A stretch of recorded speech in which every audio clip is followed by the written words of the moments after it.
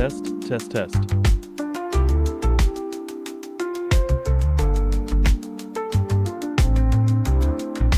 Testing 1, 2 for IAE.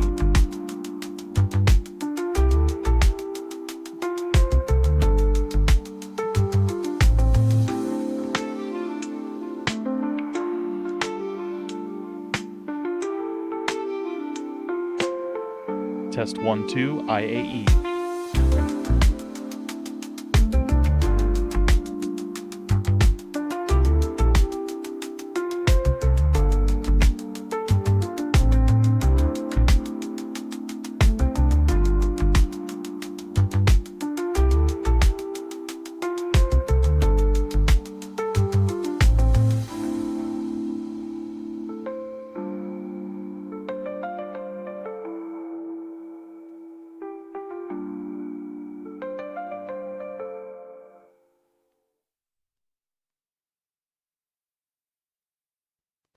Good morning. Welcome to the stream. How is everybody today? Oop. Oh, we got some camera issues there. Yes, some lighting and stuff. Okay. Yeah, there we go. I think we're going to shape. Yeah, we are in good shape now. Let's go ahead and get our game launched. We are going to check out Drake Interplanetary Day at the the Intergalactic Aerospace Expo here in Star Citizen. Drake is one of my favorite manufacturers, although, other than the Vulture, I don't think I actually own a single ship. In game, I have purchased a Corsair. I used to own one. But when the wife started playing, we reorganized our fleet a little bit into vehicles we thought we would use to play together and have a better time. Also, part of that decision revolved around when this game goes live, there'll be a wipe. And you'll start with the ships that you purchased and nothing else. Very little starting cash, and you're in the universe, and it's go, go, go time. So we tried to approach that from that angle.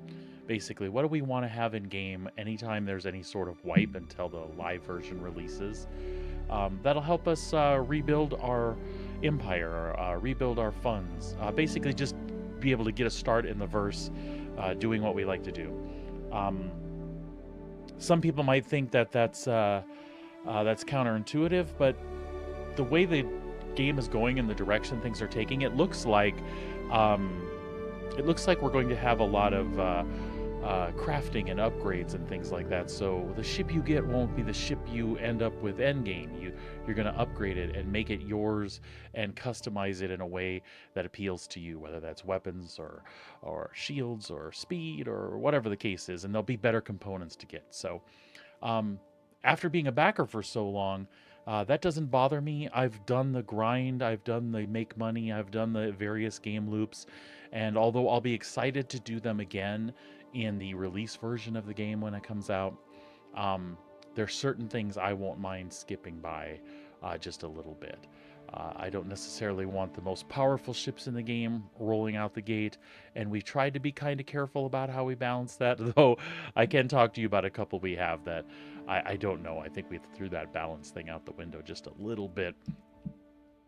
But at the same time, not really. You know what? Let me talk to you a little bit about that. So there's hauling cargo. And hauling cargo, if you do the missions in the game, they string them out to you, haul, 10 boxes over here, haul 10 boxes over there. And they start at the levels that a small ship can carry. And then they quickly ramp up into move 400 of this. And you need a larger ship to do that. So one of the things the wife and I do enjoy doing together is that cargo loop. So quickly we'll move past starter ships, 10 and 12 SCU of cargo. Quickly we'll move past medium ships, 150 to 250 cargo, and into larger areas. So we do have a ship in that larger area. And what that'll allow us to do is run those small cargo missions more efficiently. We'll be able to take on multiples of those, load them up, take them and drop them off at different places. And as we're dropping them off, we'll be able to reload the empty space with something that's maybe going to our next stop, or maybe that'll be going back to the first stop on the cargo loop, maybe, possibly. So kind of with that in mind, we've kept a larger ship, and that so far is kind of our goal to keep that. What that is it's a C2 Hercules. It carries 696 SCU of cargo. That'll hold us early, mid-game for quite a while. And then beyond that, I think we've set our sights on,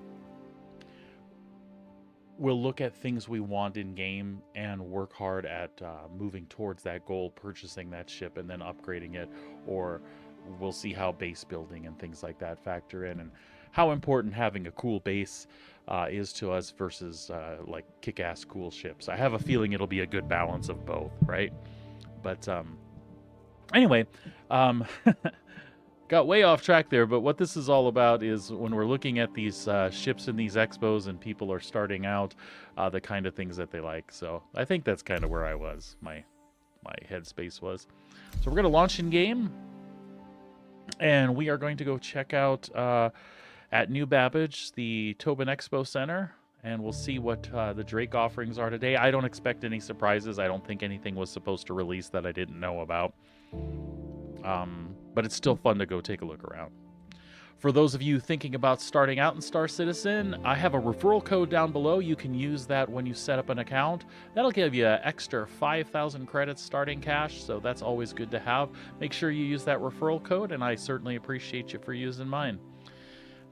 For those of you that are new to the channel, thanks for coming by. If you haven't had a chance, please drop me a follow. That helps out tons with visibility, and it's just good to know you're out there and a follower of the channel. If you like what you see, consider sticking around and joining us back here as often as we stream, and consider throwing a subscription our way. That really helps me to continue doing this for you and bringing you new and fun content. Don't forget to subscribe. You could also use your Twitch Prime subscription. If you don't know what that is, you have a Amazon Prime account and you link it to your Twitch account. You have a free subscription that comes with the Prime you're already paying for every month, and you can allocate that to the content creator of your choice. Do keep in mind, though, that every 30 days that does not renew on its own. So if you want to continue to provide support through your Amazon Prime subscription, make sure that you pop on your favorite content creator's channel and renew that every 30 days.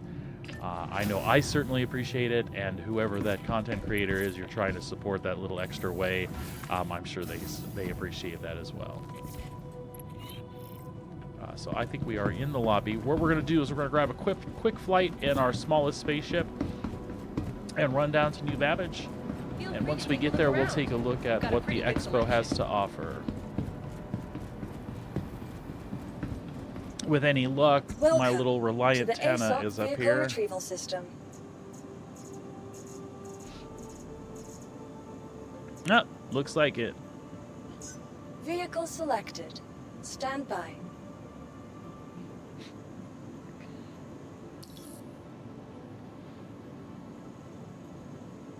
Taking its sweet time with delivery there. There we go. To the following. Please visit us again. Looks like we're going to be picking that up in our large hangar.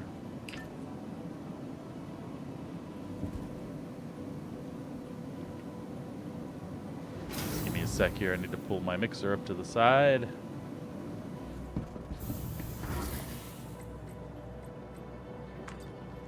Because I have a feeling we have our game sound on full blast. We do not need that.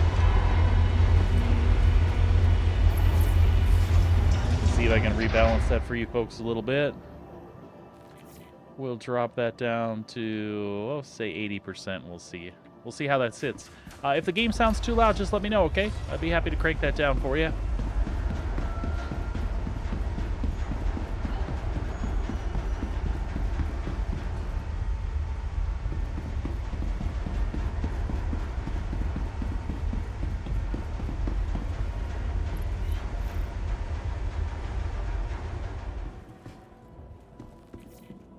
Go.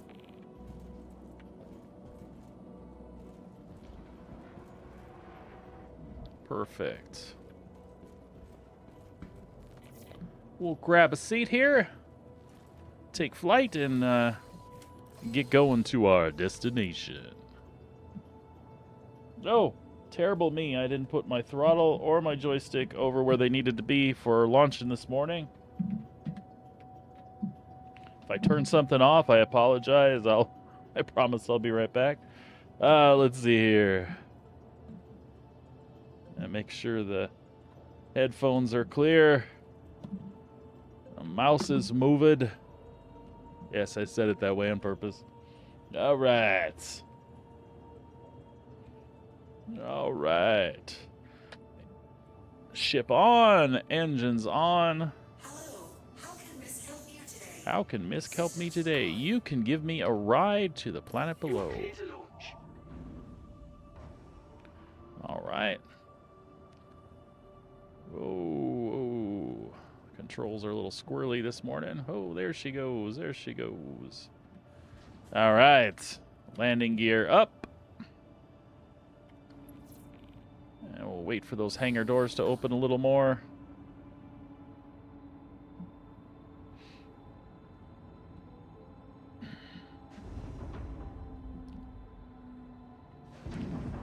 There we go. We're creeping on out.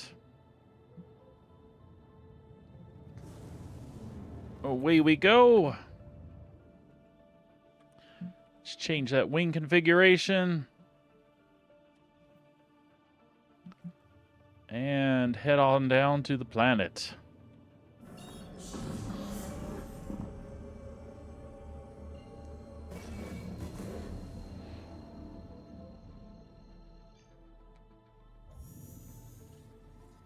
Quantum travel engaged. Quantum travel complete. Brilliant. Now we'll head down to New Babbage. Let me get my bearings here. There we go. Right there.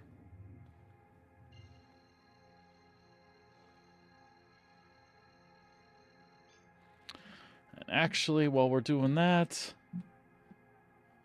let's pop into options and turn our head tracking on.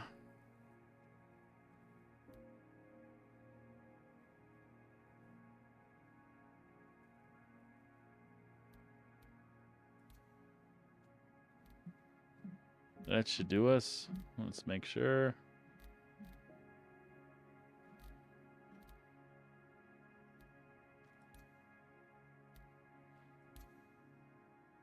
Just making sure everything looks good.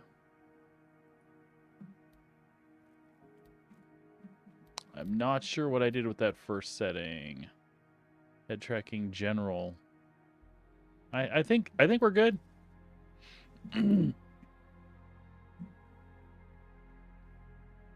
Yep. That looks like the way I like it.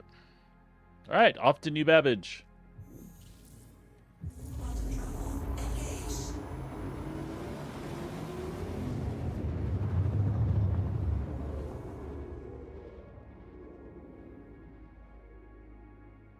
Quantum travel complete. All right. Heading to the spaceport right over here.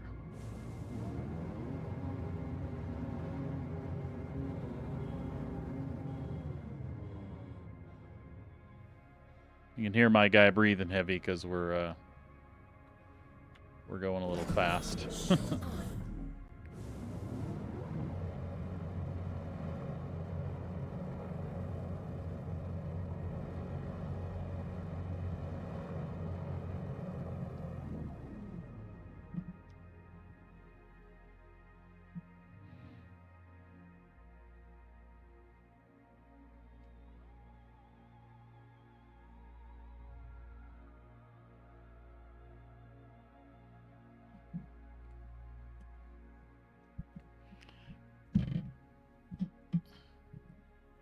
Sorry, we're having some position issues here this morning.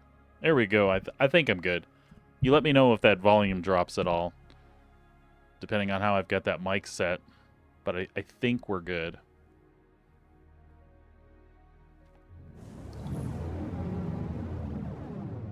Let's request landing.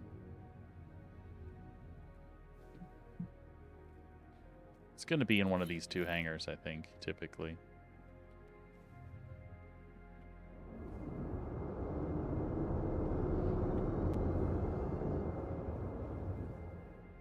Oh, looks like it's over there today.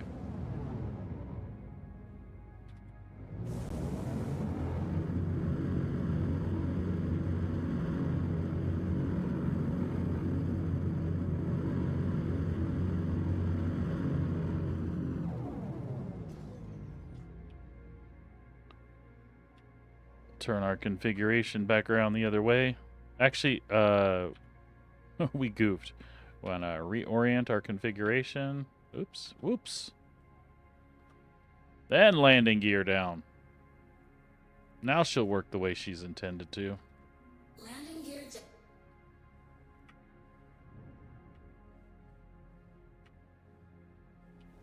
Let's put the landing gear up so we can go a little faster.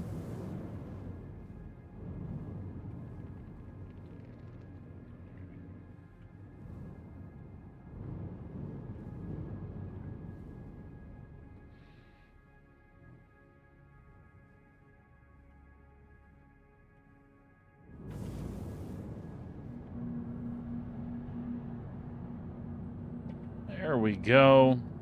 Landing gear down. And touchdown. Landing successful. Engines off. Systems off.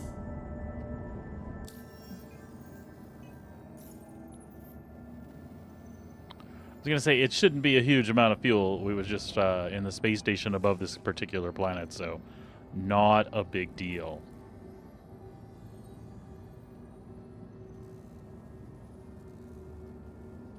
That should do it. Let's get on out and get on about our business.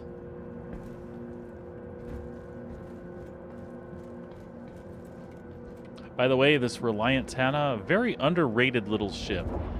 It's kind of in the starter class as far as money's concerned, but it's actually a capable little fighter. Its profile is a little strange, so it can be, depending on how you're looking at it, easy to be hit by somebody pursuing you. However, it is rather quick. It's got some decent sized guns. I think it's a very underrated ship. I think a lot of people don't have, or even consider the little guy, and I think it's awesome. I can't tell you enough how much I enjoy it. It's got a quick claim time to it, so if you do get in trouble, you're usually back in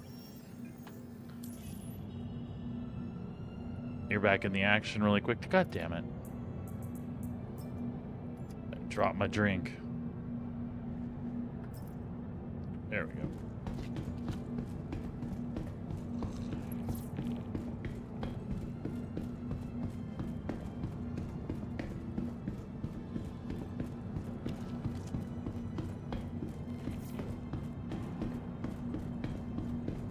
Should we get the helmet back on? We sure do.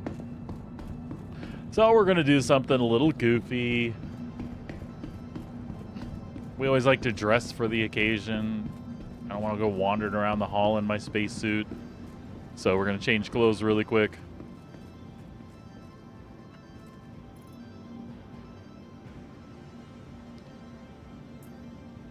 Laugh at me if you will.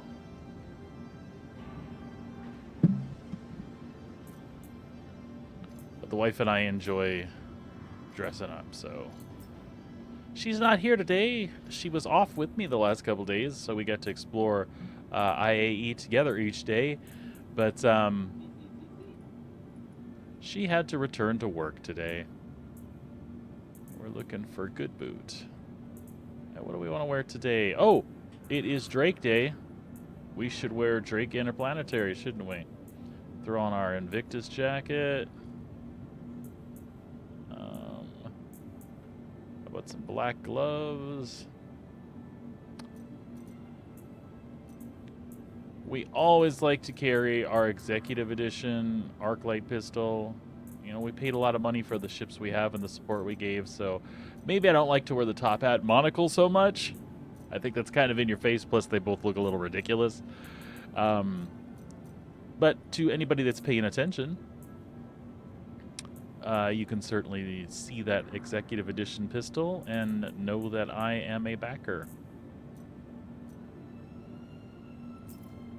All right, off we go.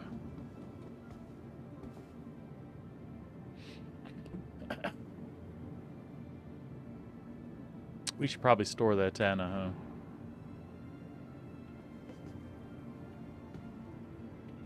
huh? The elevator didn't seem to want to pop open for us. Oh. There we go. That'll work. Head into the terminal.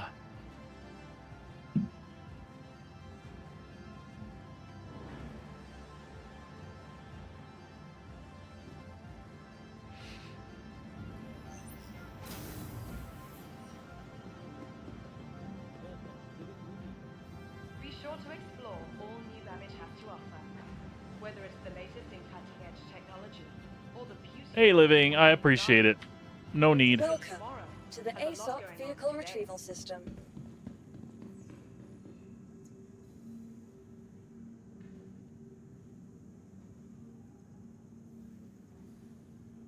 Remember, your belongings belong to you. Keep a careful watch on all personal items.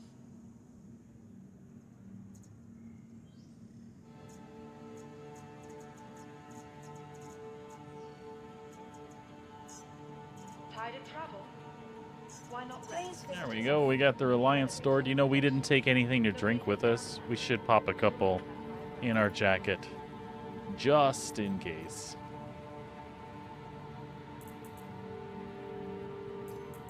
Oh, never mind. There are a couple. We will carry this empty one, though. Welcome to new Babbage Interstellar Spaceport. We'll carry that empty one and go give her a throw in the trash. Go. From all of us at Microtech, welcome to the new Babbage Interstellar Spaceport.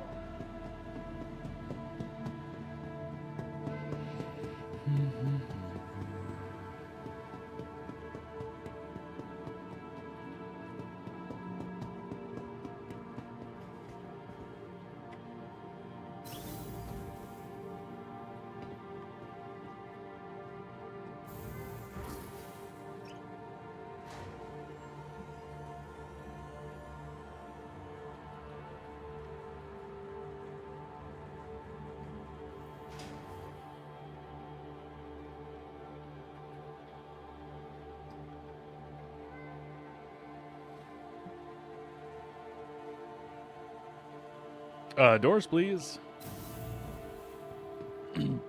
Dunka. Off to the Expo Center. Oh, perfect. Hello, citizen. Goodbye, citizen. Leaving the station momentarily. Careful, doors are now closing.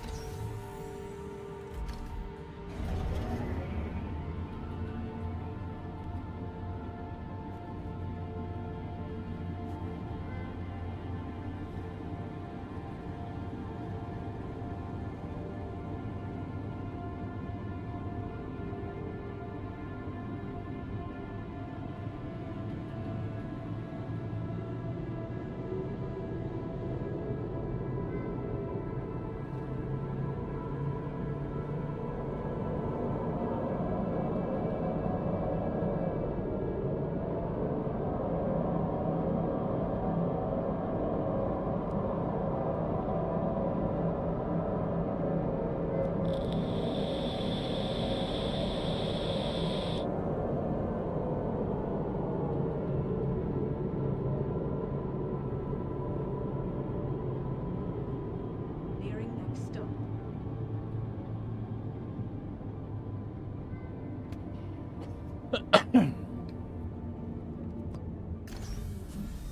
That is not the Expo Center. It's the next stop. The capsule will be leaving the station momentarily. Oh, I miss not having the wife here today. We've checked out the Expo together every day it's been out, and it's been kind of a blast to walk around together.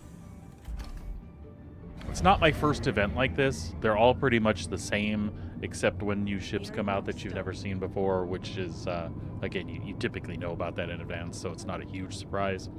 But it's still, at the event, it's nice to go get in them and walk around, and if you don't own them, that is.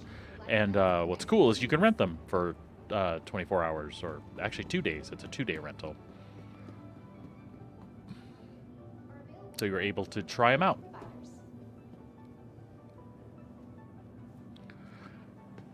By the way, this is another good way to plug something for CIG, because I like supporting this game, so any extra money that goes their way makes me a happy guy. So we want to see this end development and become a live service game one day. If you become a subscriber to Robert Space Industries or CIG, you get to fly a new ship when it comes out. That's part of the subscription, so that's kind of a cool thing. It allows you to do try before you buy stuff. So a new ship comes into the game, you're not sure about it, you can pick it up, drive it around for a little bit. If it's for you and you want to have it as part of your fleet permanently, you can do that. This is a good time to remind you too, all this ship buying talk, you don't have to buy any ships for real money except for your starter package, whatever ship that is. After that, you can earn money to your heart's content in the game and save up for what it is you want someday. So we have Drake Interplanetary today. Again, as I said, one of my favorite manufacturers.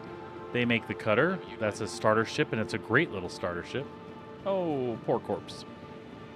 That back there in the back is the Caterpillar. I have owned that, and since let it go in favor of the C2. I love the character of this ship. I think it's an awesome looking ship. Some things that don't make it practical. These elevators do not go down. They will one day, but currently they do not. And you can see that catwalk on this side. As a matter of fact, if I go to the other side, I'm talking about inside the cargo container, and you don't see it on this side, right? So it makes it really inconvenient when using these tractor beams, which can be a little bit twitchy. There's one there, and there's one up here. They can be a little twitchy to offload or to put cargo on and off. You don't have a view inside the cargo, inside of every single cargo bay, and it makes it really difficult. One of the things you can do is load with a friend, have somebody up inside the ship, and then you can pick up cargo, move it on top of those ramps, and then they can move it inside where it locks to the grid. The problem is when you do it on, say, this side of the ship, and so you may have a freight elevator off to this side, or you may have a freight elevator off to that side. When you do it on that side with the catwalk, it's really hard to maneuver boxes under that catwalk. It's kind of a shame too, because the catwalk itself is a great idea. So if the cargo hold is chock full of stuff, you can still walk from one end of the ship to the other by using that catwalk. So that's the design intent is good. In practice, it doesn't work the way it should. Another feature coming to the Caterpillar that is not in-game right now is at some point, this command module here will be able to detach from the ship and fly off on its own. This same command module is what they use in an upgraded version of this that'll be coming out called the Ironclad. Anyway, that is the Caterpillar. We're going to take off into the outer halls today. I am going to rent a Rambler. I think this is one of the funner looking cutters, and I want to take a look at it today.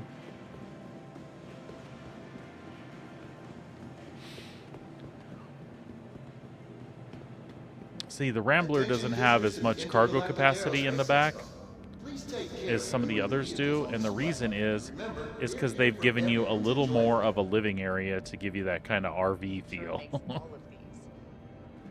So you got yourself a little desk. I have to say, I kind of think they're a bit overrated as a manufacturer, to be honest. Got your standard Drake stand-up shower. There should be a shitter in here too. Right there.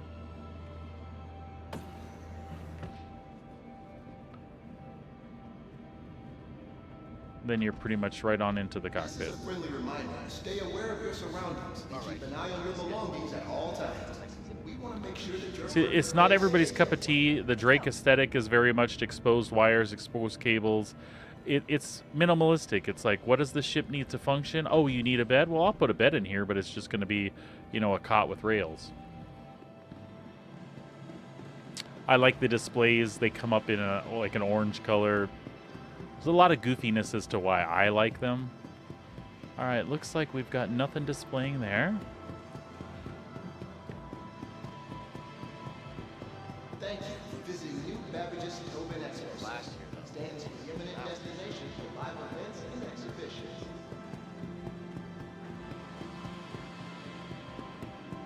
Nothing in there. I suppose I could have looked at the map of the halls and it would have told me what was in here today. That would have been the easy way, though. We don't do things like that here.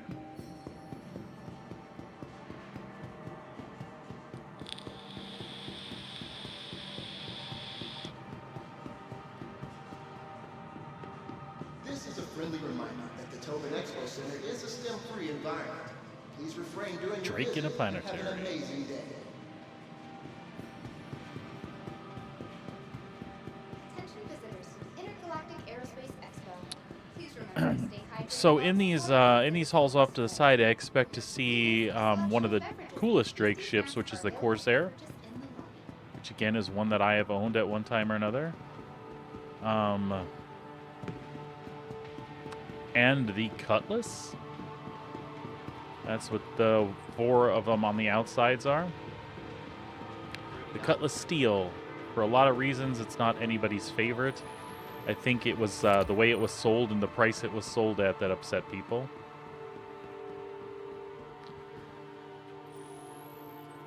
Cutlass Blue. I have a Vulture. That is the salvage ship.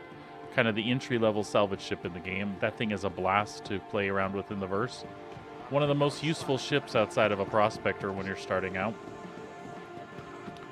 This is the medical version of the Cutlass.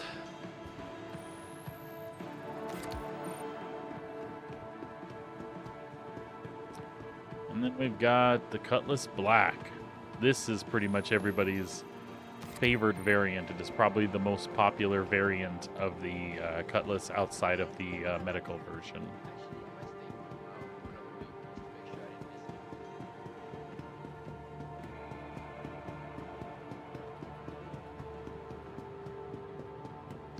So that was Hall 5. And Hall 4 should be where the Corsair is. I still love this ship. It's just that there's been other ships introduced to the game that serve the same sort of purpose for me and Sabrina. The Star Lancer Max from Misk kind of gives me all the reason that I had the Corsair. This is an interesting little ship. This thing that looks like a flea. It's called the Herald. When data running and technology stuff becomes a thing in game, those gameplay loops aren't in yet.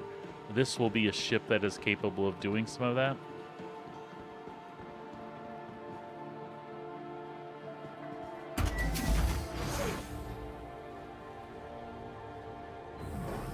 As you can see, lots of scanny stuff. It's like a one-person data runner. And the thing is I don't know exactly what that means right now. I have no idea.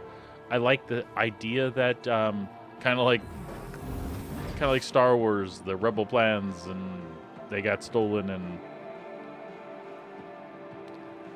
you want to get them from here to there. As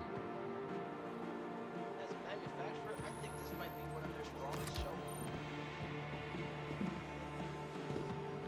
The Corsair is a quirky and beautiful ship. Big controversy right now. These 4 guns were all pilot controlled, and then 2 guns that sit on the wings. So, for a ship of this size, the pilot used to have access to 6 guns. And then the rest of the turrets and things were operated either by manually or remotely by some of them remotely by the co-pilot. They have since changed these bottom 2 guns to be co-pilot and not pilot activated, so you still have 4 weapons, which is very similar to some of the other ships in this size class, that there are 4 forward-firing weapons that the pilot has control of. I don't have a problem with that. I think that's a good number. I would have, however, left these 4 weapons in the pilot's control, gave the co-pilot access to a remote turret and or the wing weapons. These weapons are basically it's a goofy weapon for the pilot to have control of. It's not exactly a turret. They are on gimbals. I love going to shows like this. I agree with what a lot of the people think. I think it was a poor choice, but there we go. That's what it is. Here is Drake's fighter. It is a light fighter. It is the Buccaneer. I also think it's a cool little ship. As far as fighters go, this one is back on the top of the stack because of its maneuverability and sheer speed.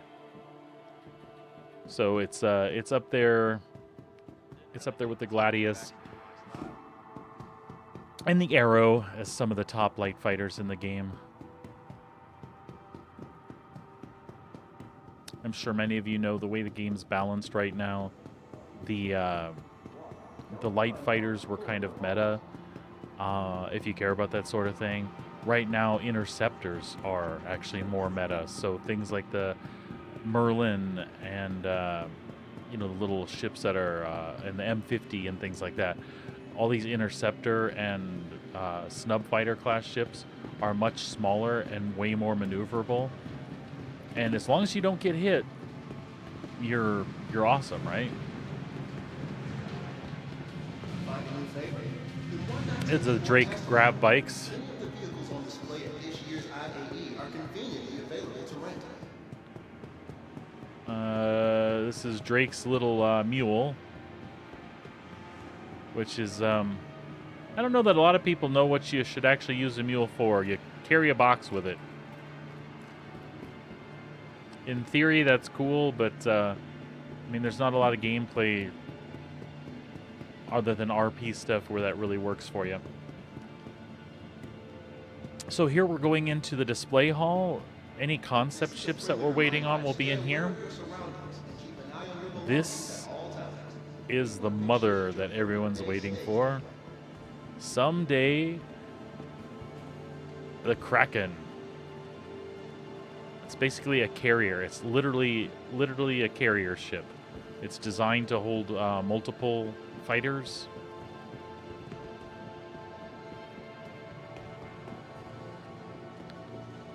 And you can see it's got reminiscent of an old aircraft carrier. It's got launch stuff on deck.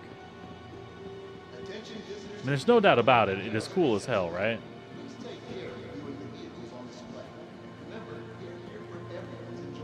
And then this is the other one I was talking about. This is the big daddy to the Caterpillar. This is the Ironclad.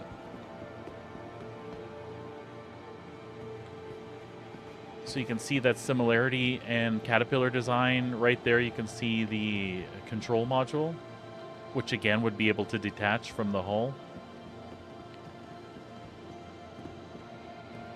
So obviously you can see one of the reasons this is probably a more highly desired ship than the Caterpillar is the sheer size, where the Caterpillar carries about 546, I think, SCU of cargo. This thing is in the thousands, or I want to say it breaks 1,000. It might be like 1,400. So there's a ramp in the front that will open, and unlike the Caterpillar, it will open fully. A ramp comes down to the ground so you can drive vehicles up into it. And then one of the cool features, which I can't really show you here just because of the way it's sitting, but up on top, the actual top opens. So access to the inner hangar there for cargo literally is either through the front and then back in, or you can load things from the open top, which can also double as a hangar. So super, super cool ship. That's about the only ship bigger than stuff that we have currently that I would be looking at as a potential replacement for our main cargo ship. It really depends on whether Sabrina and I can manage the ship on our own when it comes out. Even if it's mostly efficient with the two of us, I think it would be a good upgrade. But if it requires a third and fourth person, then it's something we don't want to move towards. So that was Drake Interplanetary. We rented a couple ships there. It would have been really, really nice if we had been able to see the Ironclad at IAE this year, but I have a feeling that is on the docket for next year. There's a small chance we may see that mid-year at Invictus.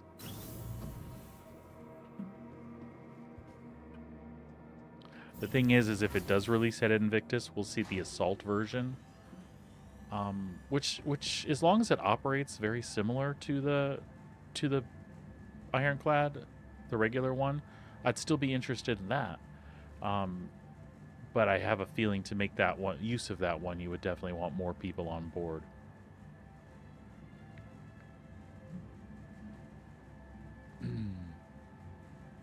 $1,400 cargo is not necessarily a thing that the wife and I need access to.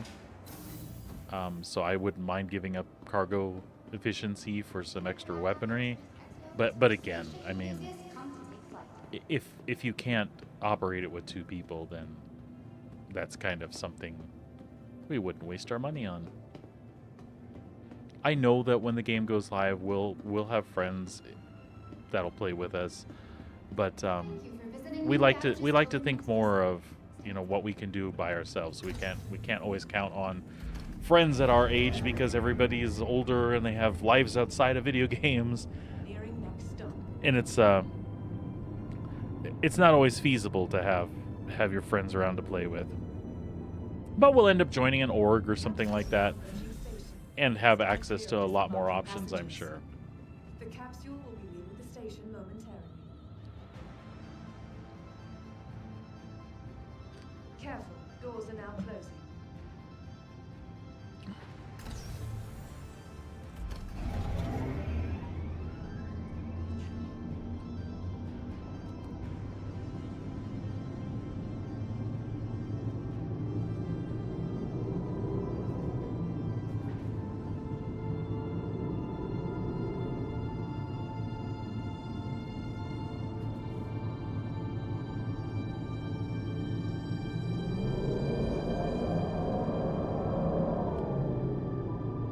So I think what we'll do now, there's a Save Stanton event going on, and we are in Phase 4, which I believe is the final phase. I'm going to go ahead, if our shuttle stays on track and we make it to the spaceport alive, I'm going to go ahead and pull out my Star Lancer, which has cargo and some decent pilot guns. And there's supposed to be supply runs to do in Phase 4. So I'm going to go ahead and grab those missions and the Star Lancer and see if we can't get those done here this morning.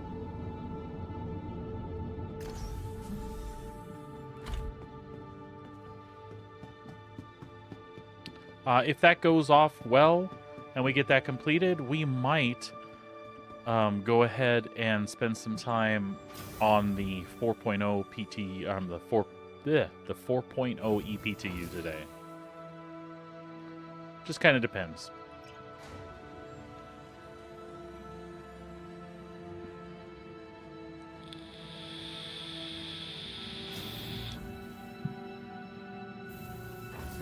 Something else we didn't check. I didn't check the website today to see if any new videos went up. We might toss the video up and give it a watch.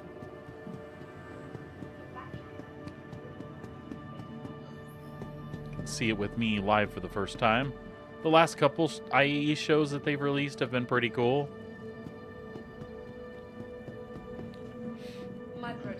All right, I tell you what, I will take a look at that right now. We'll see if there's anything up on the RSI website.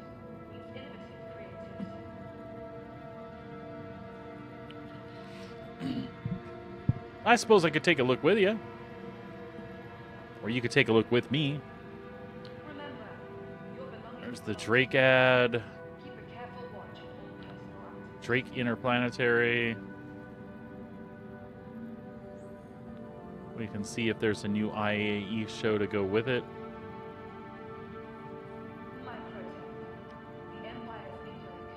Looks like there is, episode 3. So yeah, we'll give that a watch together if that sounds good to you. I'm just going to scroll through what they have available. They have a Warbond Vulture. Looking for a good time? Be sure to visit Wally's Bar in Cromwell. Only a quick ride on the metro. Let's see what they're selling that Ironclad for.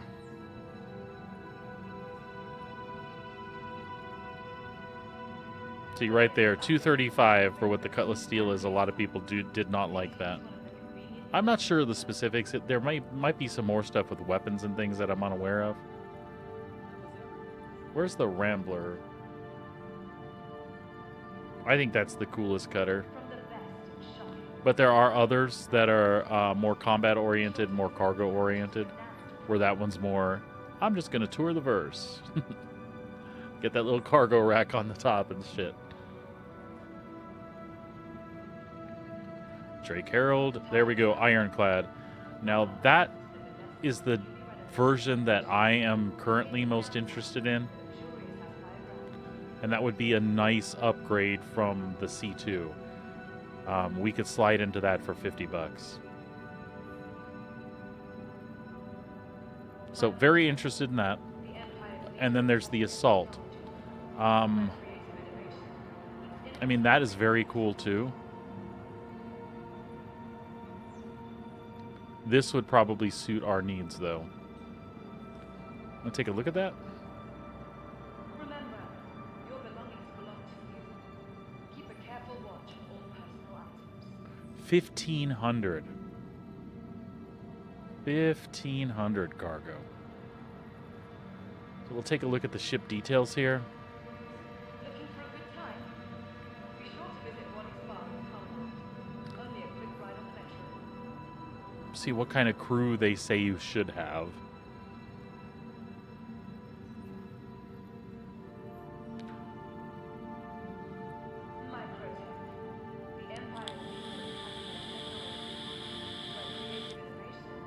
So, being a minimum crew of 1 and a max crew of 6, this definitely falls into the category of something Sabrina and I could run on our own together. The problem is if it gets into combat and starts to take damage, we have to choose between weapons and engineering. Some of it depends on how it's going to be protected. 4 large shield generators. I mean, and then here we've got 2 size 3 remote turrets. So again, and tractor beams. If we've got remote turrets, I think this is definitely something that Sabrina and I could operate. And we might look at this as our big cargo ship. You know, I don't know for sure. Let's take a look at the Ironclad then.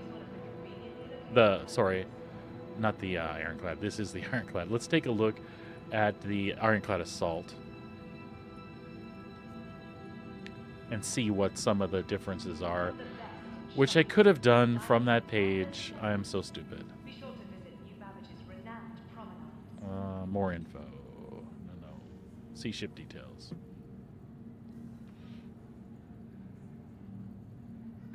So it definitely has bigger armament and 1152 on the cargo.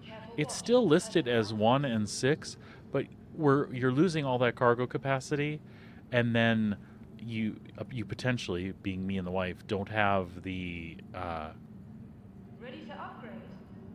Look, don't have the people to use the extra stuff that's there. So,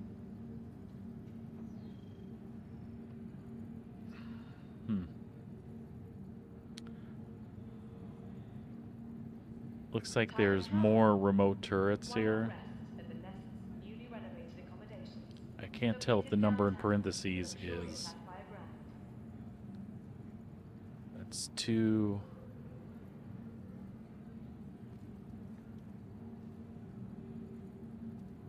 size 3s. So 2 size 3 turrets with 4 guns per mount. 2 size 3 turrets with 2 guns per mount. Versus the regular ironclad, which is, again, 2... Oh, see, look at those. 2 size 3 turrets with 2 weapons per mount. But again, we're not looking to be big-ass fighters in it. We just want to protect ourselves. I don't know. We'll look at it. Again, $50 to slide into that one versus the one we have might be cool, and that might satisfy me because I like Drake's ships so much.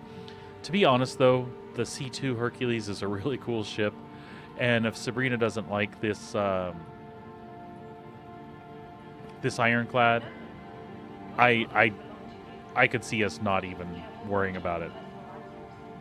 There's the Kraken. The Kraken Privateer. That's the one people really, really want. These go on limited stock sale. Here's that poor mule. All right. So I am going to kill the game sound in the background, and we will pull up this video for episode 3, and we'll watch that together. Where's my... Welcome back to the show floor. The Drake Vulture enjoys a unique place in the galaxy as one of the only widely available vehicles for space salvage on the market today. With Love the strong Vulture. revenue-earning potential for Love the pilots Vulture. and much greater flexibility than the larger Reclaimer from Aegis, the Vulture uses its popular twin-arm shape to excel at both hull scraping and structural salvage, generating up to 25 SCU of recycled. One of my only complaints with the Vulture, though, is the cargo size. I wish you could carry maybe double the cargo that you can carry in this. And I mean that knowing that the way cargo works is you have a little, over here in the corner, there's basically a little SCU box printer. So the material that you collect from salvage gets stored in here, and then this will create a box that you can move off into your storage grid. The storage grid is technically designed to handle 12 SCU of cargo in a little box right there from floor to ceiling. Currently, you can load extra crates into a lot of your ships. Say your cargo capacity is 12. They're talking about the gridded cargo that has like magnetic locks. When you put a box there, it locks to the grid, and if there has any capacity and height, it'll lock boxes on top of boxes and things like that. But there's a lot of usable space in these that's off the grid. So later on, you might carry volatile cargo, or just keep in mind that it's a heavy-ass box, and if it's not secured and you're doing like high-speed maneuvers, the box is going to flip around all over the place. And it's going to do exactly what you assume it would do. It would cause damage to the inside of your ship, potentially causing explosion. So in-game right now, it currently does do that. You can run into situations where the ship will blow up because cargo is bouncing around. So currently when I use the Vulture, I've only had it explode on me once when it first released. I'm able to print 12 boxes, stack them in here. As I stack them in here, I usually do the back 2 rows that are on the cargo grid. So that's 1, 2, 3, 4, 5, 6, 7, 8, 9. Sorry, I did that wrong. 1, 2, 3, 4, 5, 6. And then I'll stack 7, 8, 9, 10, 11, 12. The 13th box, I'll just kind of start over here in the front in the next row, and then I'll go back and I'll salvage some more. and I'll get another 13 SCU worth in the printer. And then I'll print those off, and I will stack them in here the best I can. Usually, if I stack them appropriately, I can get all 13 of those printed for a total of 20. I'm sorry, no, that's not true. Between the cargo grid and the extra space, I can print off 24. 24 I can get to fit in this cargo hold. Half of those are not secure, right? And then there's one stuck in the buffer. And then I'll go back upstairs. I'll salvage some more so that now, again, we have, like I said, 24 actually in the cargo hold. And once I'm done salvaging, there's another 13 here. So that's a total of what, 37? So 37 SCU on a single trip is what I'm able to get with salvage. Take that back to the planetary side and sell that scrap. So I think it would be nice if double was on the cargo grid. You can leave the printer the way it is. I wish I could carry that 24 in here safely. And I think with a ship like this, if you create other magnetic areas, you could do that safely. So that's one of the things I'd like to see. I think it would be cool. They have balance in mind, which is the reason they don't do this from the beginning. It's supposed to be a starter salvage ship. But see, right now, there's this starter salvage ship, and there's this huge ship called the Reclaimer. There's nothing in between. So that's why it hurts that this one doesn't do more. If they had a medium ship, that would be awesome as well. Recycled material composite in its buffer and cargo grids combined, whose current market value contends with that of popular commodity quantanium, but without the associated dangers included with traditional mining. Ultimately, the Drake Vulture remains a satisfying and straightforward option for those looking to fund their further adventures in the verse, and can always be found on the IAE show floor for those interested in learning more. Welcome back to the IAE show. On today's episode, we explore mastering flight with Rich Tyra, John Crew, and Jared. By the way, give me those models, please. There was an IAE show number 2. IAE number 2. IAE show number 2 had an intro at the beginning that talked about the Legionnaires, and they showed all these like pretend models. And there you just saw the kid playing with them. Please give me those models in game. We want those to decorate our hangars. We want those to decorate all these cool empty shelves that are on our ship. And when I say we, I know I'm not the only one. That's why I'm saying we. We want those, CIG. Give those to us. You want to make some money outside of selling ships? Put packs of those available on the store for $5, $10, $15 for like a group of them, or sell some special limited ones for like $5 a shot. We will pay for those, by the way. We think they are cool. That brings out our inner child, right? Jared Huckabee. It's Thanksgiving on Earth, so we give thanks to the best ship manufacturer in the verse, Drake. I said it, and I meant it. Nobody owns me. It's the IAE show, and it starts right now.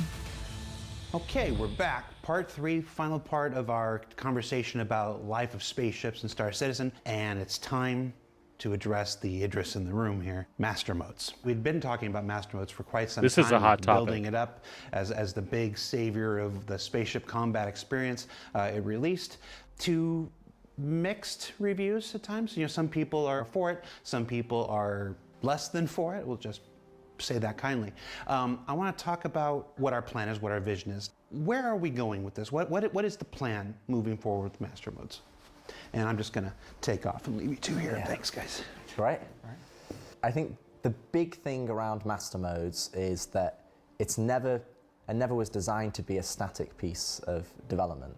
We always wanted to make sure that we were adding in new systems as they came along that then influenced those design decisions that we made at the time. And I think two big pieces of feature work that we're going to be bringing to Star Citizen that's going to have a drastic change on how we implement master modes is going to be crafting and quantum boost.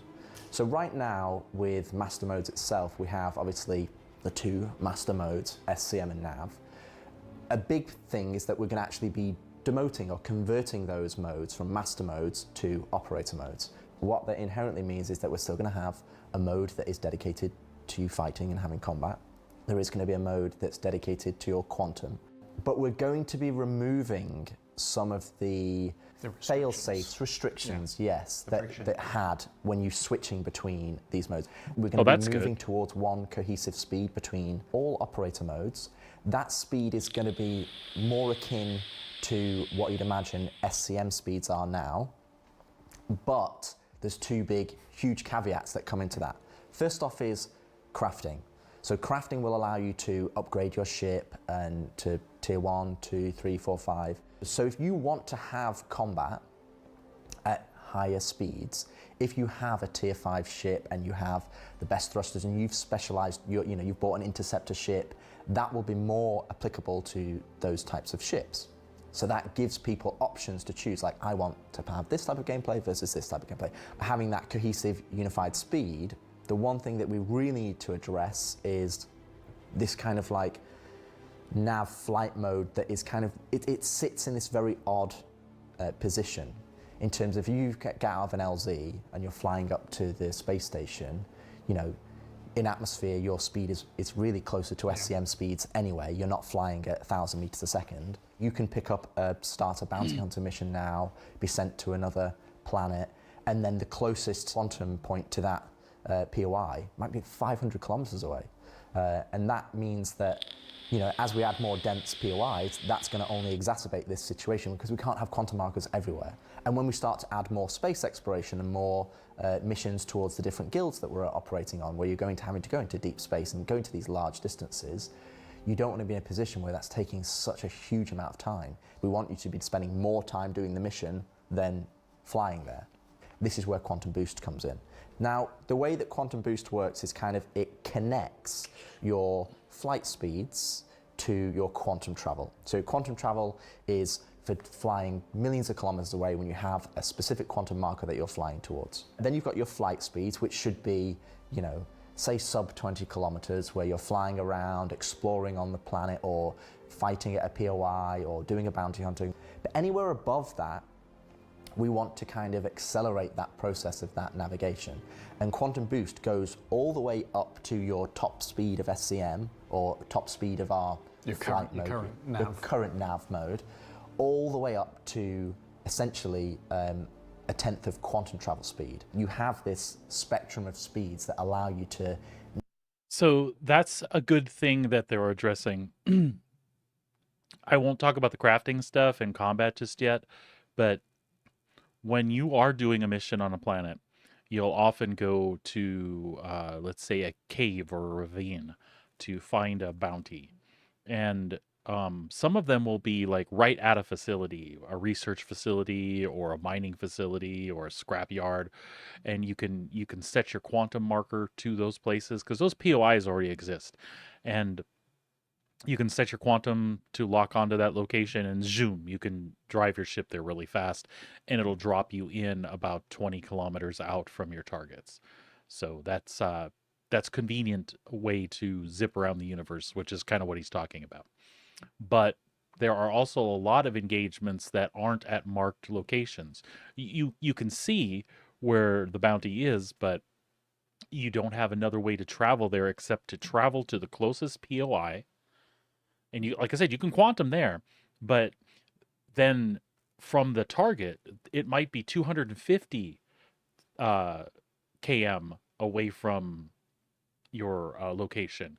And to fly there at current speeds can take 4, 5, 6 minutes in some cases when they're above 150 kilometers away from your location. It takes a while to fly there. So this will introduce an in-between where I can point at that thing and I can rip nearly, not nearly, I can rip up to, what did he say, 10% of quantum?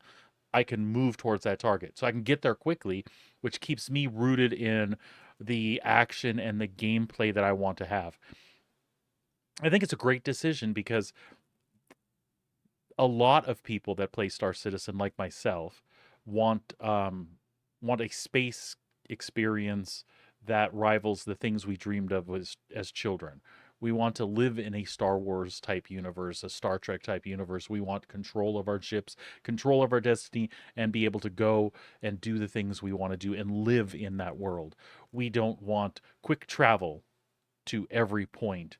We want the universe itself to matter and for us to exist in that. This is a good, in my opinion, this is a good in between. Give me a faster way to travel there where I'm actually having control. I'm not just pointing at something, locking onto it, and clicking a button to get there. So this helps bridge that gap. Sorry I got long-winded there, but I'm excited to hear about that. I want to hear more, though, because how this all plays into combat and stuff is so important to some people. It's important to me, too, but there are people looking at you, Avenger One. There are people out there that are so passionate about the mechanics of combat, and I'm not poking at Avenger, by the way. I really respect the way the guy looks at combat and compares it to real world scenarios involving military flight engagements. I think it's really cool that the game has the potential to satisfy that type of player and still be accessible to somebody like me that doesn't quite know as much but wants to learn and appreciates the fact that there's a place on the curve that I can get in, and then with practice it's not the ship that's determining the outcome, it's my ability to fly the ship. And a lot of the things that Avenger talks about are suggestions he has for CIG of how to balance or move away from this master mode idea or make it better. And one of the things includes the SCM speed, which is relatively low right now.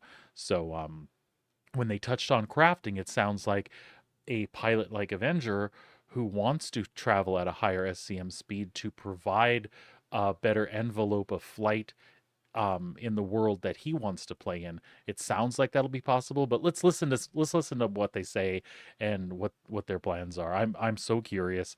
I don't know if this will hit all the if this will check off all the boxes of the things that that folks like Avenger are looking for, but I'm gonna cross my fingers, right?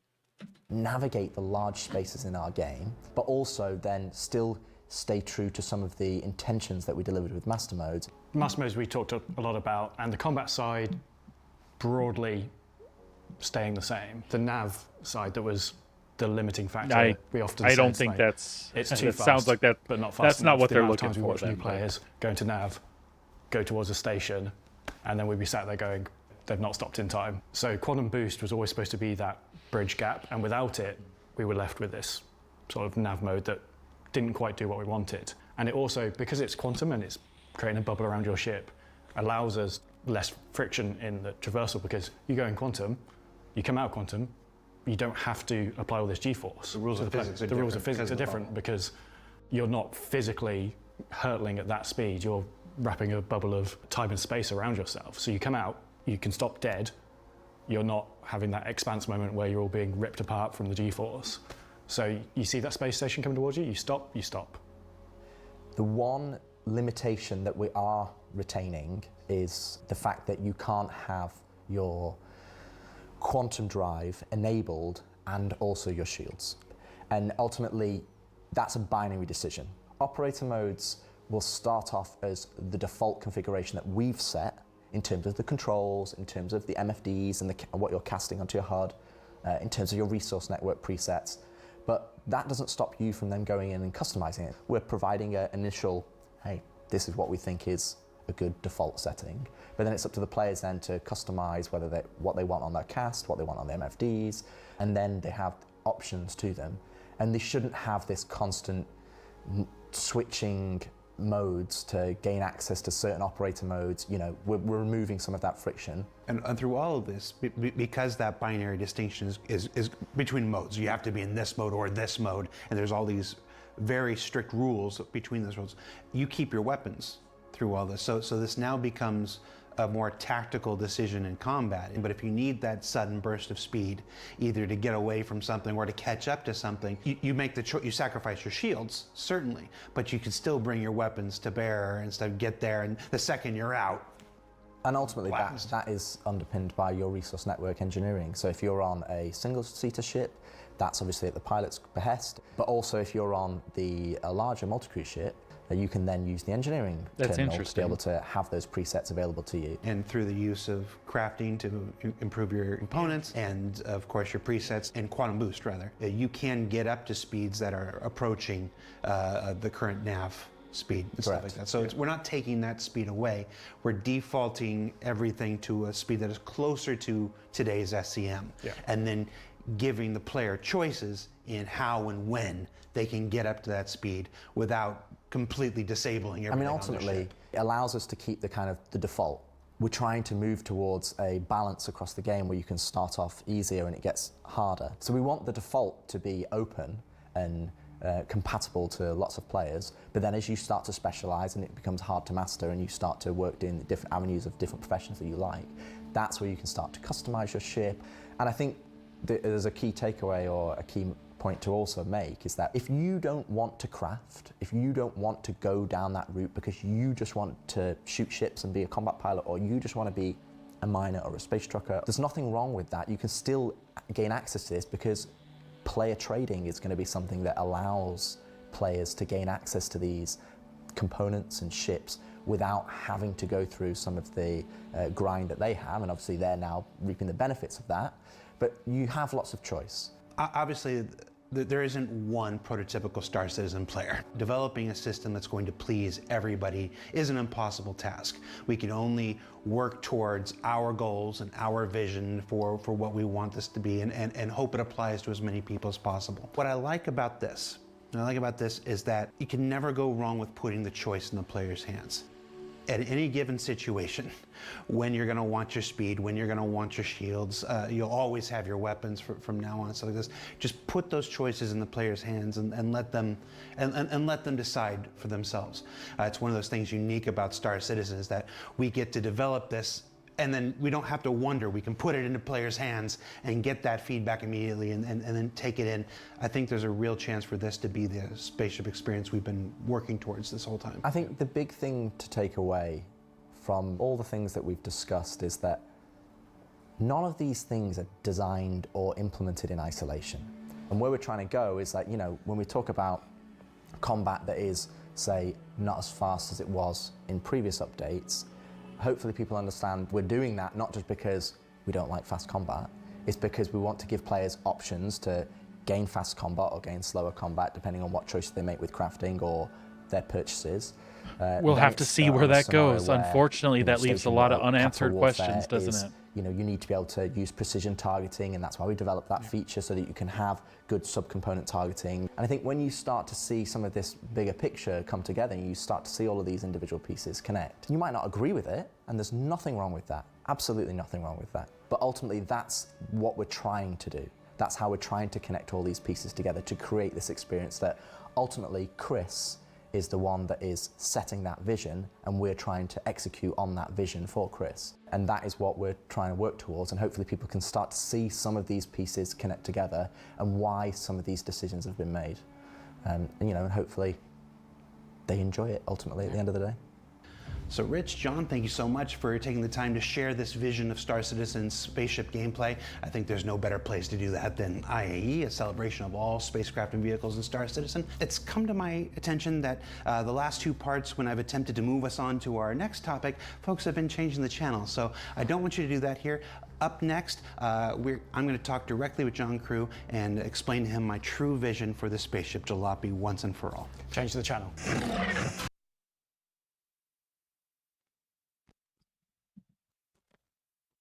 So, on one hand, I'm excited to hear that they have more options available. The vision sounds really good. It really, really does. I'm not great at combat, but I want to do it. So I have an entry level where I can hop in and I have base control over everything. What they've defined as base. Currently, that's what master modes is, right? And a lot of top pilots don't like that. And I can understand why. The skill ceiling is gone. And it makes combat trivial. And it allows things like an interceptor meta to exist. And that's not good for the game. And combat as it evolves overall. without getting to really specific details, because again, I'm no expert, but I do understand what the top pilots are talking about. So it's cool to have an entry point for me, but now I want to get better. And if what he's saying there, if what they're talking about there, I'm able to craft the best thrusters. I'm able to put the best engines and the best weapons, all of these systems, however they intertwine. If I'm able to tailor my combat experience to create a fighter that I can sit in that provides the the type of gameplay that those top pilots want, which is higher SCM speeds, adaptable ways to adapt your weapons to the speeds that you're traveling, to open up the flight envelope again and make it more enjoyable with 6 degrees of freedom, to have a combat experience that holds true to what these guys are looking for. If you're able to bridge the gap between their default and what these pilots are looking for through crafting, I support that, just because here's the easy access point. I want to learn more. I want to do more. And I can get to this point. As long as this point is more what the pilots are looking for, it will become, if you want to be a awesome, respectable pilot, you're going to want to craft or get a hold of all the crafted items to get to this point. But that's not so bad. If you say we're allowing this, but you can go here, and when you go here, it's providing all of those extras that you were looking for as a top combat pilot, I think that's cool, because they've left the entry level of the game where everybody can access it, and you don't have to touch anything. You don't even have to learn anything beyond that. But if you're truly good and you want this ship that does this, there's an avenue to get there. And when you get there, that's going to give you the flight envelope you're looking for finally, and the combat experience you're looking for finally.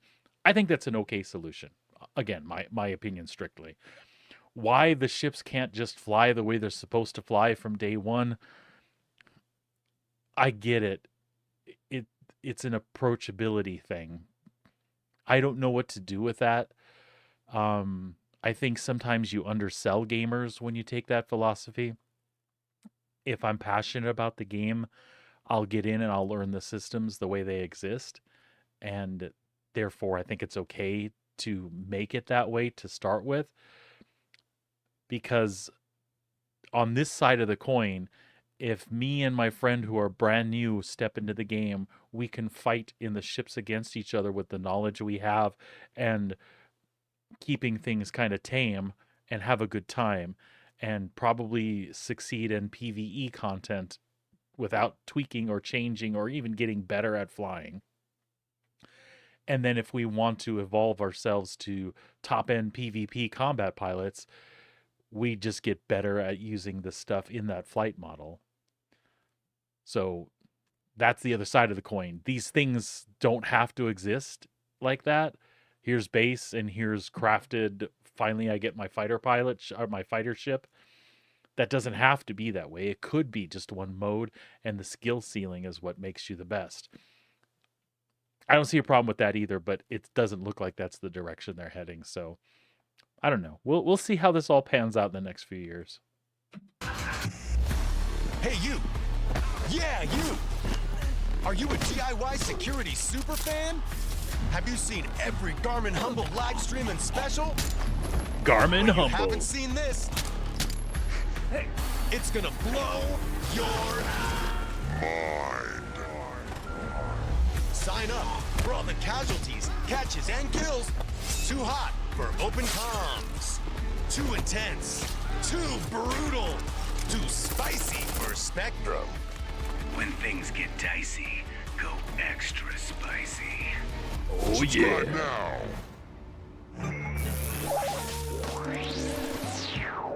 Welcome back to another episode of Quantum Questions, where we take a CIG developer, put them on the All hot right, seat, let's see how make this them one answer goes. as many questions as they can in under 2 minutes. Joining us on the show this week, Oh, the no. happiest person Mr. at CIG, Crew. Mr. John Crew. John, how you doing? I'm doing great. Having a great day. That's good to hear. Ben got 15 questions in 2 minutes. How many do you think you're going to get? Let's go for 16. All right, so let's put 2 minutes on the clock. and begin. Who are you and what do you do? My name's John Crew. I'm the vehicle director at CIG. You're in a desert walking along in the sand when all of a sudden you look down and you see a tortoise. It's crawling towards you. Why did you nerf the Corsair? It was massively outperforming all other ships in the game. It had 40% of the kills overall just by itself, so it needed bringing down a touch. The current reduction in its efficiency is not going to be the final way. We want to do a bit more with it. What's the drama with the Polaris torpedo tubes? It's not clear that they actually rotate and feed from the bottom and skirt around the elevator shaft. Is that what they really do? That's what they do in the animation. Where is my Crusader Starliner? It's going to be after 1.0. Will you ever make the Rock DS good? Yes, so we want to enclose both players, whether they're going to be side by side or line astern, still to be decided. Tell us what one of the ships from the tease at CitizenCon was. It's a variant of one of the ones we teased last year. Ooh. What can you tell us about Endeavour modules? All still planned, but after 1.0. Why do you hate Drake ships? I don't hate Drake ships. Well, why is Drake the best manufacturer? Drake's a great manufacturer, rugged, industrial, and nicely priced. Then what's the best Drake ship? The Cutter, obviously. All right, so today is Drake Day. Why should everyone go get a Drake ship? Can I ask you a question, Jared? Sure. Do you ever feel like you're a soulless marketing puppet? Ouch.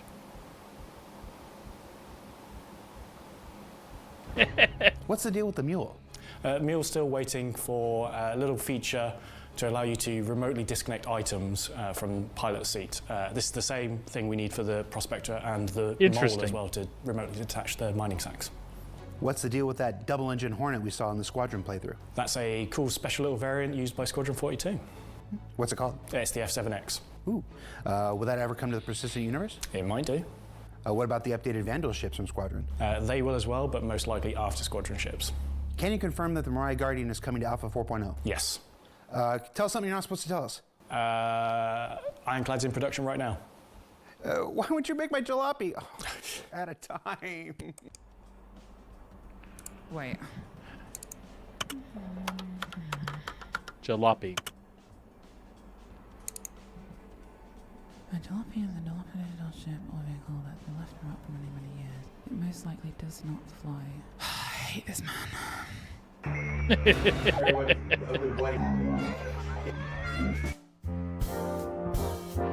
Oh, Jared. This will be the day. I'll stand up and say, we need a ship without all that dread. A scrappy wreck, still covered in dreck, and one you can't buy that won't even fly. Jalopy. He asks every day. I just say no way. When it's from him, the chances are slim. Truth be told, and I'll tell you why this is not Jalopy is bold. Who wants jalopy? Ugh. I want jalopy. No one wants this thing but he.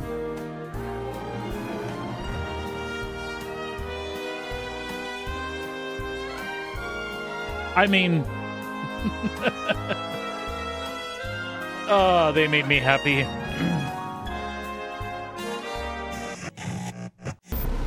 Signing off.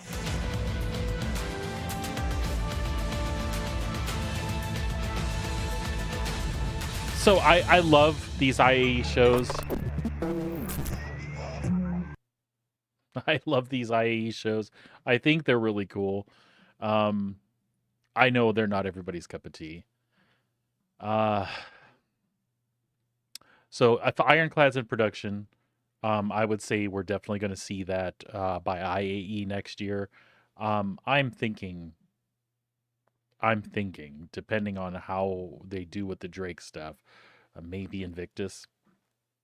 So the wife and I will be able to decide soon if that's something we want to do or not. But yeah, there you go. Interesting stuff. I am going to get logged back in. We will take a short break and I will be right back. And we'll pick up some missions. We'll get dressed. We'll pick up some missions. And we'll see if we can't get phase 4 of Save Stanton finished. Time to deliver some cargo. We'll see you all in just a little bit.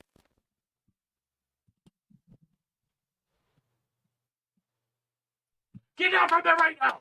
You better get down from there right now! Go on, get! Bruno! Get down! Get down from there! Can't tell me to get up! Get down from there right now!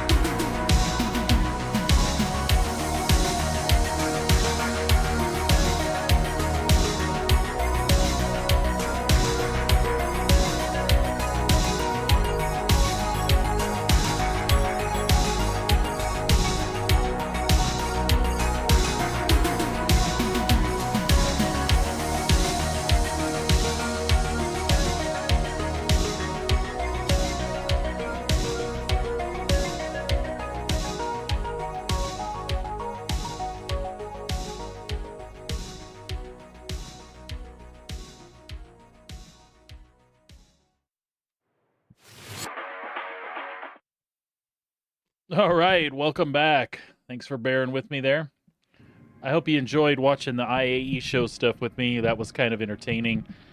I'm excited about some of the things there. I really, really am.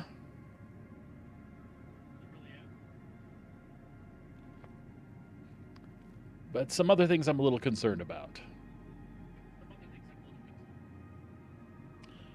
But we will save those concerns for another day, because we're going to have some fun playing right now.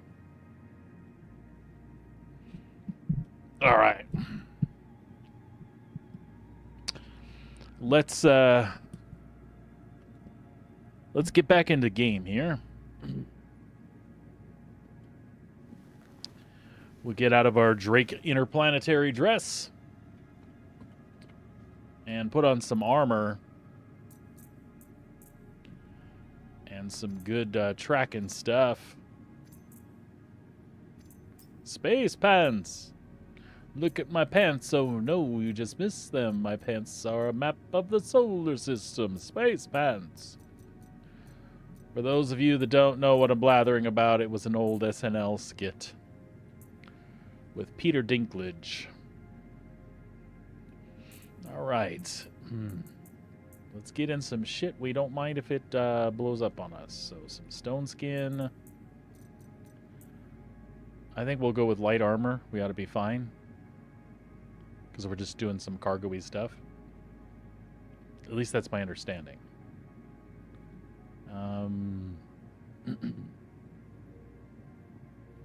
So we'll go with some light armor.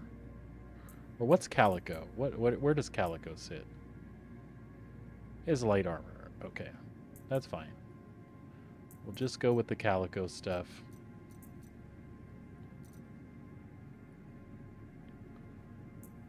That should be just fine.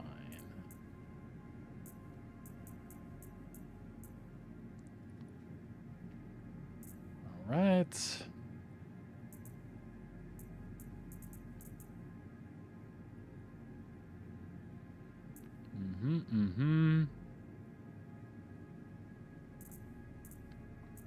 Just go with a simple sinkhole backpack.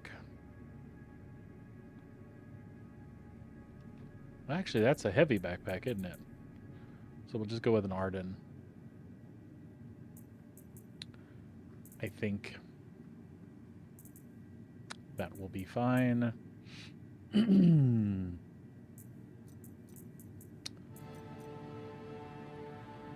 Get us a helmet. We got tons of those. All right, let's get us a cheap. Make sure we have the correct module loaded into it.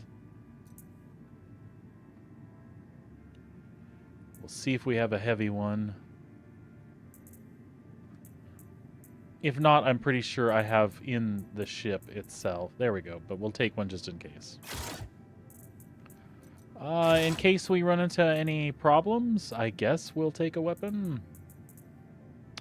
We should not run into any problems, though, that being said, all right? So we will take the Boneyard, because I believe that's the one I have the scope on. No, I lied.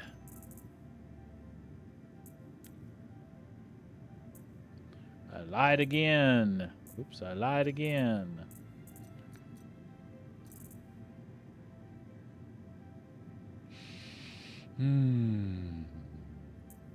Primary weapons.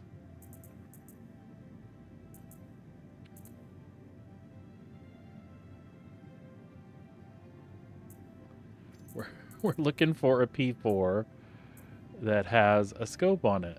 Why? Whoa, what did I break? I broke something. I feel like I broke that backpack. Shit.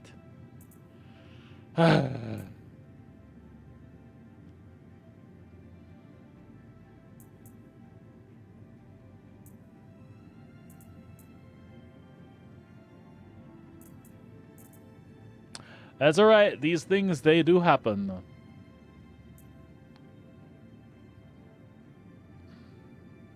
That's the one with the scope. Okay.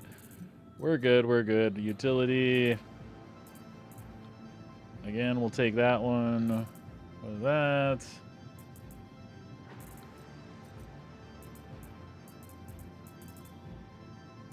And I don't know where the big one went.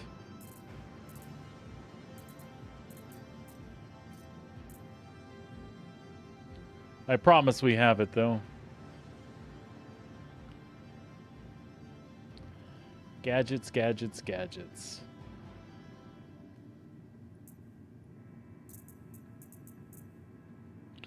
We're looking for the max lift. There it is. Okay, and we've got the P4, and we'll get some P4 ammo. There it is right there. 1, 2, 3, 4, I think. Yep. Last but not least, we'll get us some medi pens. Should be 4 of those as well. And some drinks.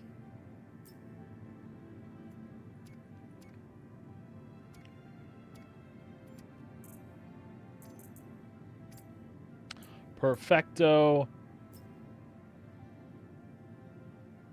And we will put our helmet there. I said we will put our helmet there. And we will carry this one and grab us a drink.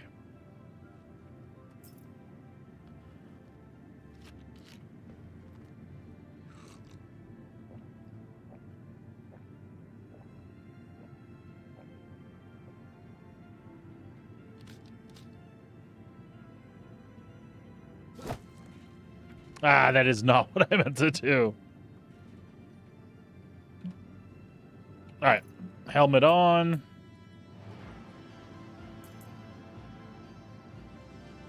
Beautiful. Let's do this.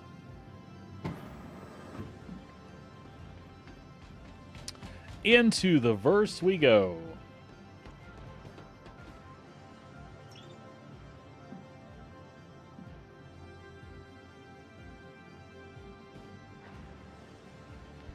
So what might be happening here is we might need to run up to Port Tressler to grab the Starlancer Max.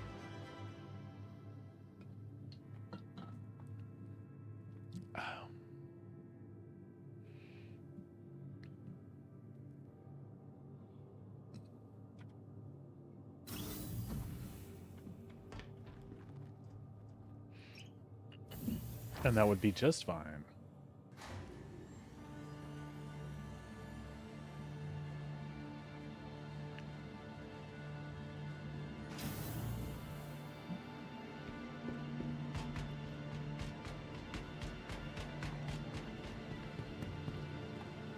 Should we check about these resupply missions?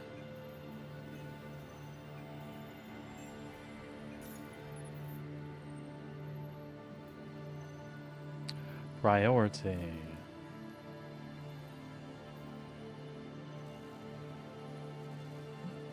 Supply run, resupply haul, supply run. Let's see what the difference is. Oh, I see.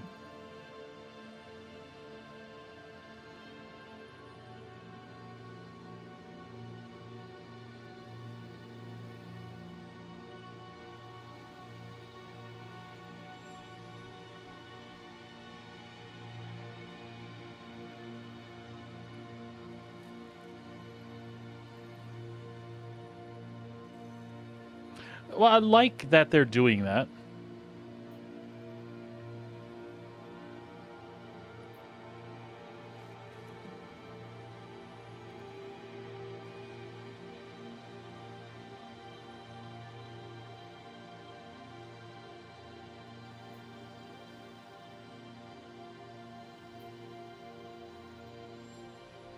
So it looks like they've got for smaller haulers and bigger haulers, essentially. So we'll be going for tungsten, titanium, and copper. Medical supplies, processed food, and... Okay. So we got to do 6 of these missions, I think, is what we got to do.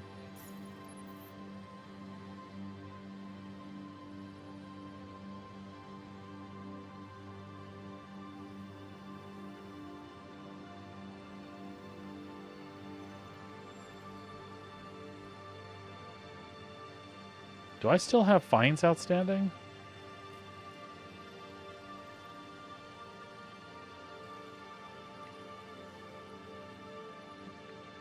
All right.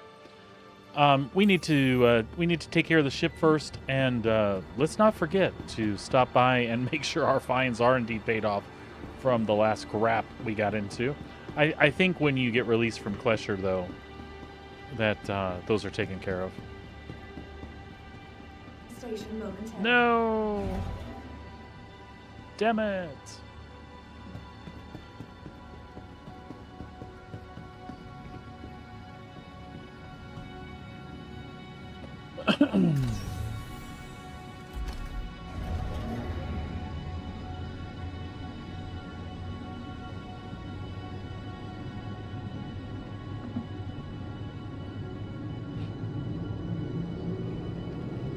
All right, in transit.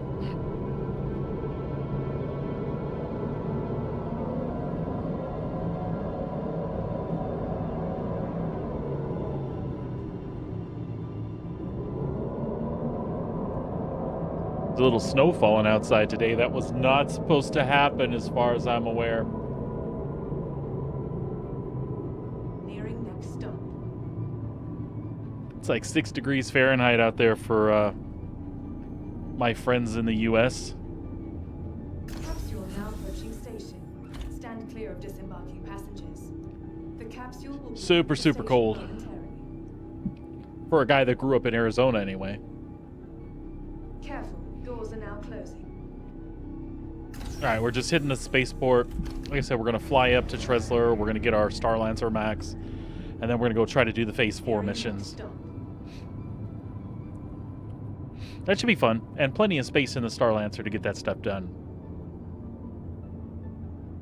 I don't know if there's any combat associated with any of that. The capsule will be leaving the station momentarily. Careful, doors are now closing.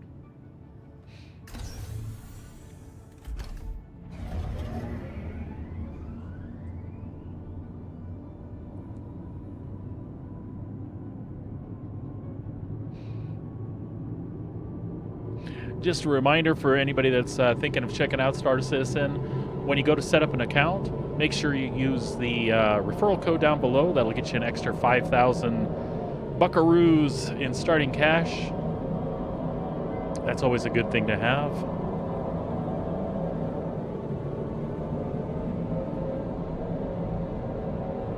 What do you guys think? What do you think about IAE so far this year? Any surprises? Anything that you weren't expecting?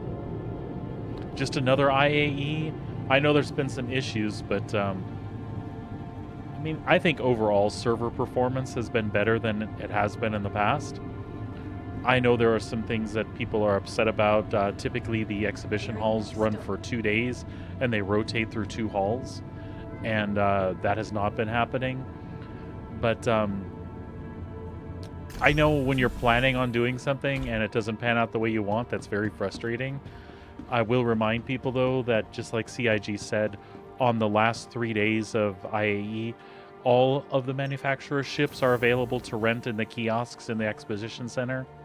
So you'll still have an opportunity, and 3 days where you can go in and rent any ship. So although it's not it is frustrating that things didn't work as intended, you do have options.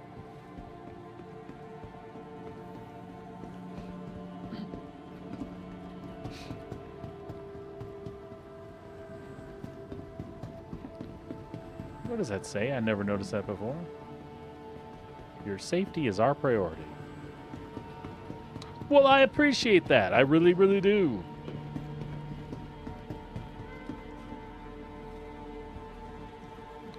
Not gonna say anything.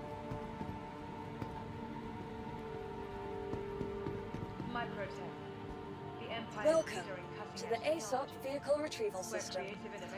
Let's see what we have here. I may have left it parked here. I'm not 100% sure. No, it is at Port Tresler. So we will grab our Tana Vehicle selected. and we'll head up. We'll head up above. Only a quick ride on the metro. Your vehicle has been delivered to the following please visit us.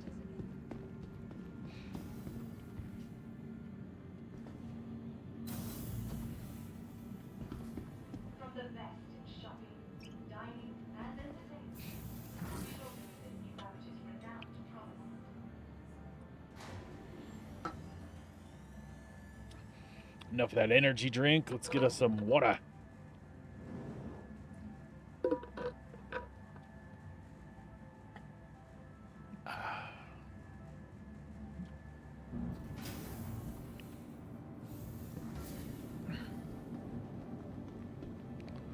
All right. Sorry, I'm following a family conversation here.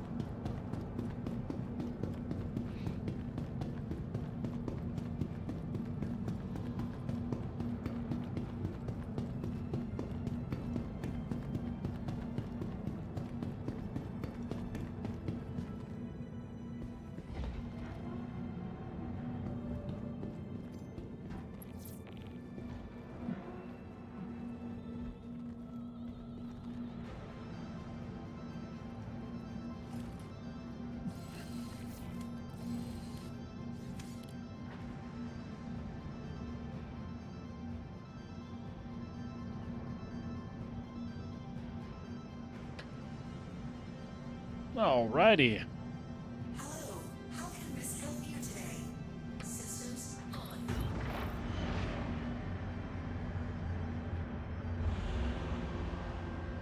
Launch sequence complete.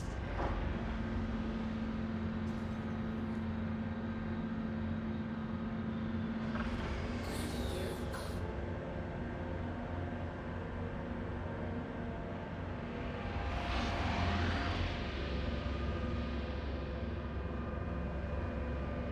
Should be able to get out there.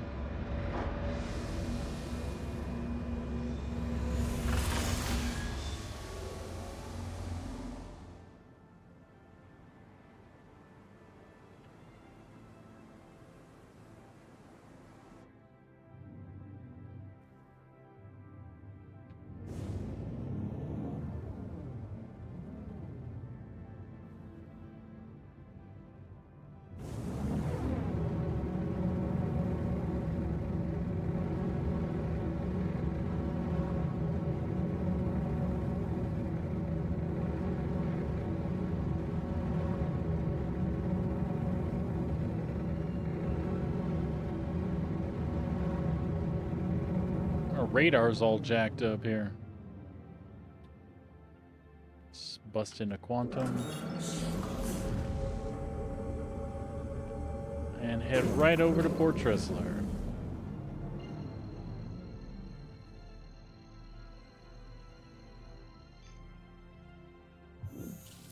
Quantum travel engaged. Quantum travel complete. Shield on.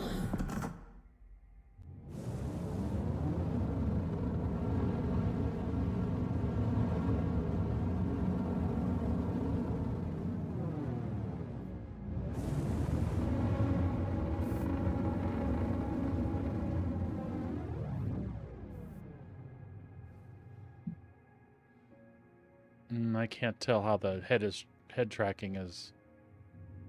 Yeah.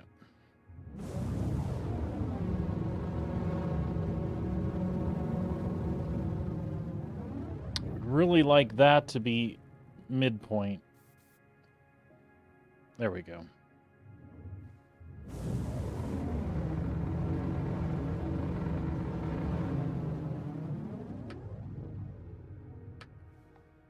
Let's get permission to land here.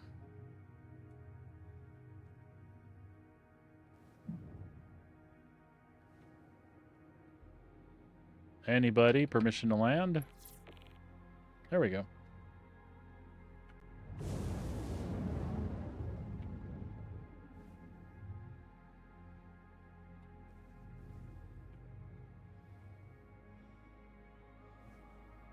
Oh, that is not where we're going.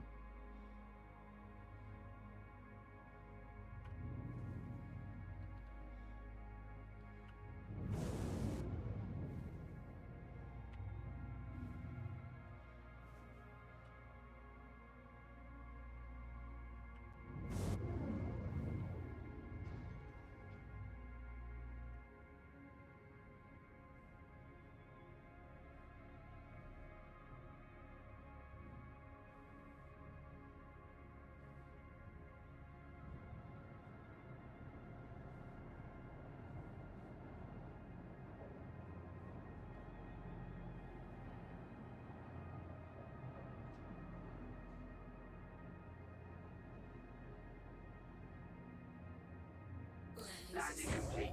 Have a pleasant stay. Excellent.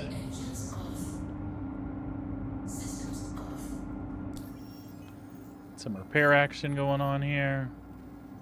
Oh, I don't believe that. We had to use some fuel. Whatever.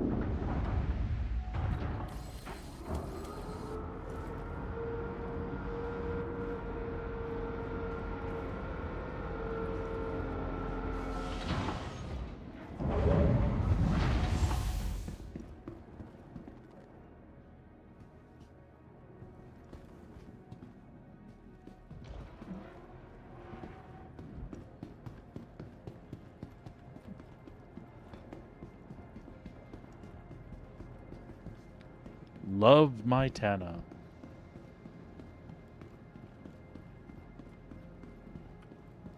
Reliant is a cool ship. Welcome to the ASOP Vehicle Retrieval System.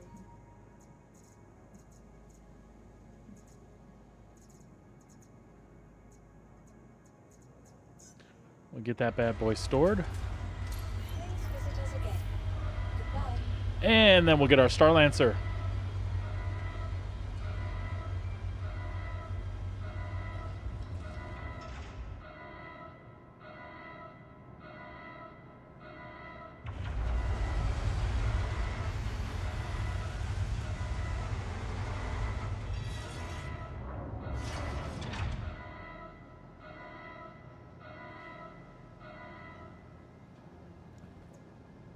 Welcome to the ASOP Vehicle Retrieval System.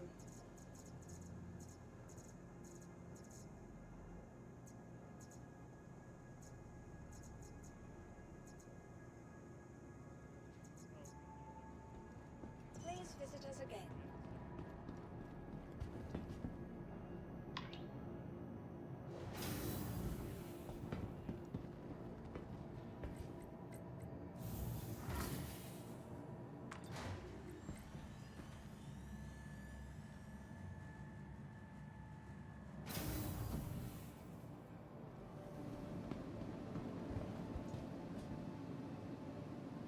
Welcome to the ASOP Vehicle Retrieval System. We got a lot of variety. Take your time and have a look. Vehicle selected. Stand by.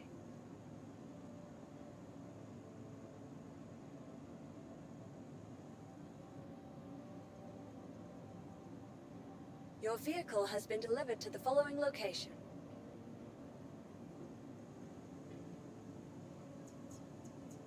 Please visit us again. That's good. That should give us access to our large hangar now. There we go. Much better.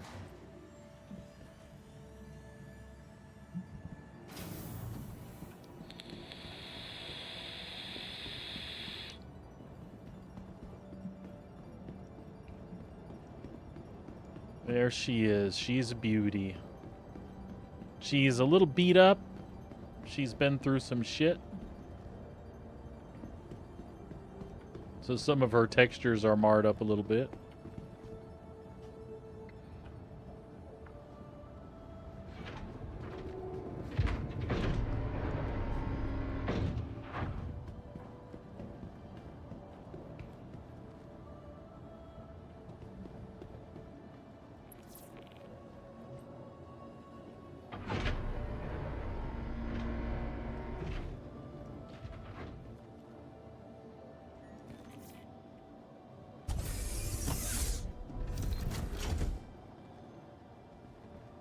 Well, Sabrina left weapons locked onto the cargo deck of the ship here. That's funny. I find it funny. Let's straighten this. Let's straighten this bad boy out a little bit. It's driving me crazy.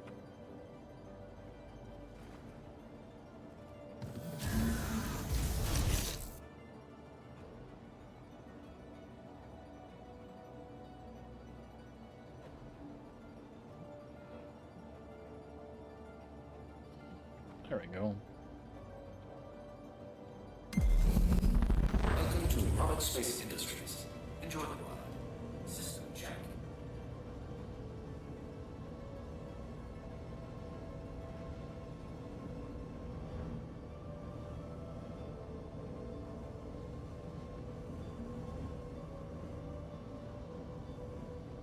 Let's see how that looks.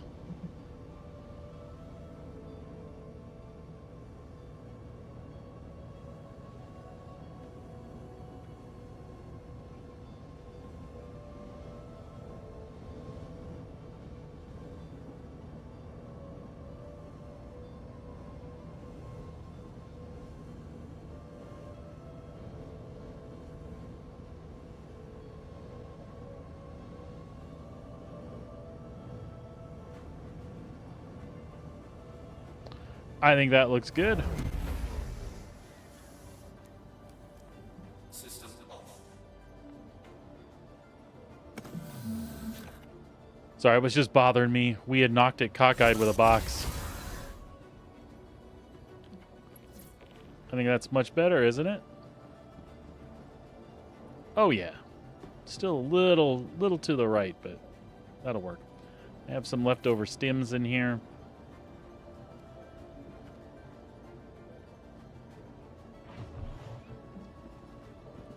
Let's check what's in the armory.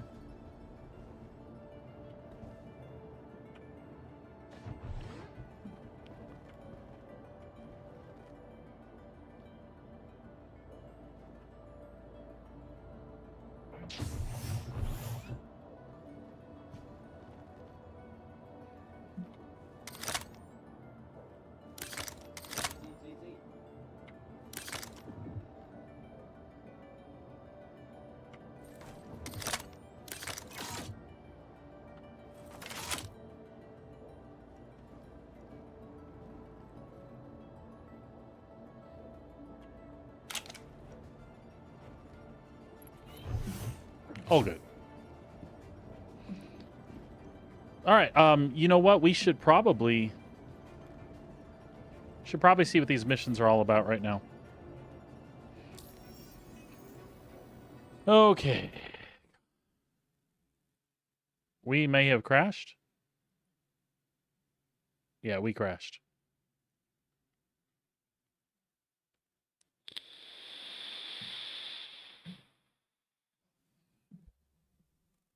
We crashed. Let it crash on out.